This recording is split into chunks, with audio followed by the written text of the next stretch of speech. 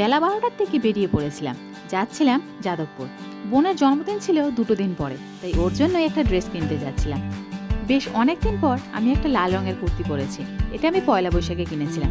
আমার তো বেশ ভালো লাগছিল এরকম ডার্ক কালারের ড্রেস পরতে। আমাকে কেমন মানিয়েছে জানিও। যাই হোক, আমি একটু তাড়াতাড়ি আজকে স্টেশনে পৌঁছে গিয়েছিলাম। গিয়ে তো দেখলাম ট্রেন একটু লেট আছে। আমি একটু তাড়াতাড়ি চলে এসেছি, তাই তাড়াতাড়ি টিকিটটাও কেটে নিলাম। ট্রেনে ভীষণ ভিড় ছিল, তাই কোনো রকম ভিডিও করা হয়নি, কারণ এই ট্রেনটা যাবার পর 1 ঘন্টা কোনো ট্রেন ছিল না। কিনতে গিয়েছিলাম ড্রেস, কিন্তু কোনো রকম ভিডিও দোকানেও আমি করতে পারিনি, কারণ আমি একা ছিলাম, আমাকে ভিডিও করে দেওয়ার মতো কেউ ছিল না। আর এত লোকের ভিড়ে আমি একটু অকওয়ার্ড ফিল করছিলাম ভিডিও করে, তাই আর করা হয়নি। এরপর তো আমি পাভেলের সঙ্গে বাড়ি চলে এসেছিলাম। পাভেলের ওই দিন একটু তাড়াতাড়ি বাড়ি ফেরাচ্ছিল, তাই আমি ওর সঙ্গেই বাড়ি ফিরে এসেছিলাম। বেশ ভালো লাগছিল রাস্তার মধ্যে এরকম ঠান্ডা ঠান্ডা হাওয়া খেতে বাড়ি ফিরতে। এদিকে সন্ধ্যাবেলা মা আবার নারকেল নাড়ু বানাতে বসেছিল। মা বেশ কিছুদিন ধরেই ভাবছিল নারকেল নাড়ু বানিয়ে ভগবানকে পুজো দেবে, কিন্তু সময়ের অভাবে আর করে ওঠা হয়নি। মা বলল চলো তাহলে আজ বানিয়ে নি।